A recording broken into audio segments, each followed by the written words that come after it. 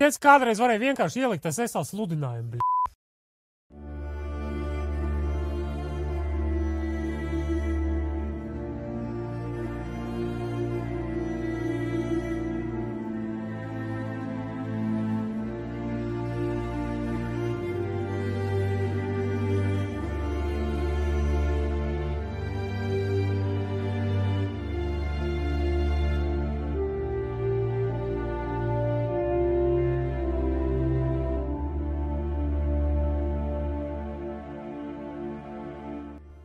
Nu ko, man priekš jums ir viens ļoti skaists 124. Mercedes.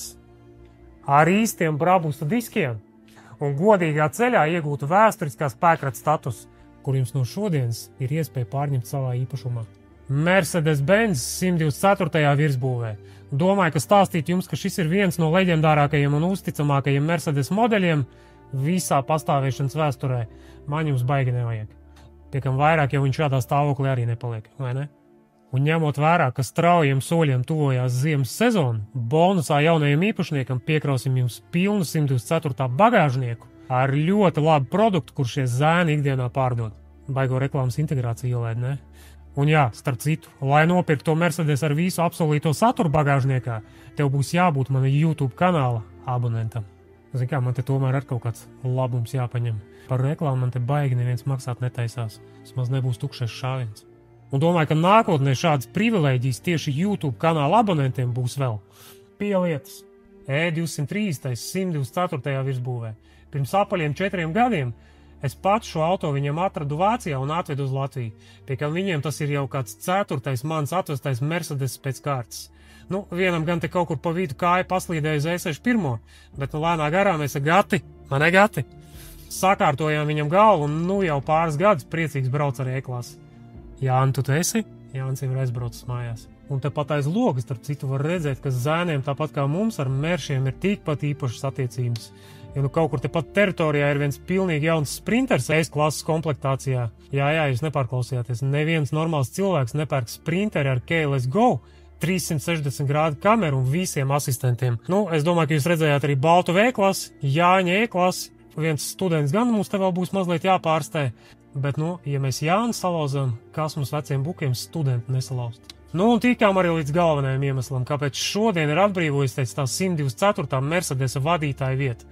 Viņa vietā nāks V140 ar 608 motoru. Tur bija jāpiekāpjas un ar visiem ikdienā nepabrauks, tāpēc, kā jau minēju, 124. no šodienas ir pieejams. Labi. Tūlīt palaidīšu saimnieku, lai pastāst, ko viņš te pa pēdējiem gadiem ir izdarījis, bet nu pirms viņš sāk ievadam izraknu arhīvu informāciju, kuru man pierunāja viņa tajā 2021. gadā nopirkt. Tātad 92. gada E-klasi, tīrs vācietis, ņēmis viņu 21. gadā kaut kur pie ķelnes, pie kam vācietis bija uzlicis parakstu par to, ka tā mašīna vēsturiski nekad nav bijusi iesaistīta negadījumos. Nu, kas gan automātiski nenozīmē, ka tur kosmētiski iemesli dēļ nekas viņa mūžā nav bijis krāsots. Protams, ka ir, un kaut ko krāsojam arī mēs paši, pie kam, ja labi pameklējuši, ļoti iespējams, ka atradīšu tās 2021. gada bildes. Motors M102, 4 cilindru, 2-3 rindas motors ar 97 kW. Nu, protams, ka visiem gribētos trīnieku, bet no ar šodienas acīm man tajos vecajos Meršos ir svarīgs tikai 3 lietas. Stāvoklis, kondicionieris un lai tur būtu tas automāts. Zin kā, tas vairs nav ikdienas auto, un lai viņos varētu pakaifot, šīm lietām tur vajadzētu būt. Un viņas arī ir. Savādāk jau nebūtu vedis. Par pašu motoru te baigi nav ko izstāstīt. Vienkārši klasisks un uzticams motors, vecais 722 4 pakāpju automāts, bet nu par to, lai pastāst pats saimnieks. Viss Gati, tālāk pats tiec galā. Un atceramies, jā, tas ir viņš, kurš mums apsolīja pielādēt pilnu bagāžnieku ar SB Solar premium granulām. Nu, gan jau, ka pats aiz muguras tagad sit plauksts, kā nav universāls. Dosim, lai Gads pats pastāsts, ko viņš pa pēdējiem 4 gadiem ir sadarījis. Man liekas, ka tu teici, ka tu kārbas taisīs viņam. Tā bija? Kur ir viss papīri par to? 23. gadā uztaisījām pilno restaurāciju. Ķekavā pie labā čoma. Un vēl šogad pielabojām hidrolikas regulēju tur, lai viss kārtīgi strādā, tā kā ar kārbu viss ir labi. Viņš vēl teica, ka viss ir oriģinālās skrūvas iekšā. Neviens nebija pirms tam līdzi, tā kā ar kārbu viss ir galīgi labi. Tā, kaut ko man liekas, ka tu vēl teici, ka tu esi krāsojis? Nesmaks pabalējušas detaļas bija sakrāsojām, lai smukāks ir. Var jau vienmēr atstāt un gaidīt no oriģinālā krāsojuma kaut kādu dievu dāvanu, bet 92. gada mašīnai tas tāds baigais retums būtu, un pirms tam gluži varbūt viņa nebija stāvējusi, apsegt kaut kur siltā garažā, bija tomēr cilvēks braucis, bet taupīgi braucis, līdz ar to laikzobs kaut ko bija savu darījis. Nu, tā ir pats galvenais, kas visiem interesē. Sēdēt ir ērtāk nekā mājas divānā, tā mans dēls teica. Tāpēc es mierinu cenu samt. Pirms cenas, zin kā, ir cena ir tāda, kāda viņi ir. Ar diskiem, bez diskiem, tur, zin, tā kā vecajos, labajos laikos, bet es domāju, piedāvājums ir labs. Tur jau Nils, teiksim, vairāk regulēja satiksmi, ne? Cena? Jā.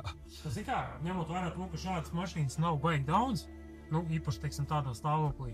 Tie 124. jau visi ir beigušies, viņi tur lielākā daļa visi ir sapūšām markām, izpūšām glāzēm un vispārējo. Kā mans čoms Jānis saka, tajā gadījumā, kad tās mašīnas nav, cik tu gribi, tik viņš maksā.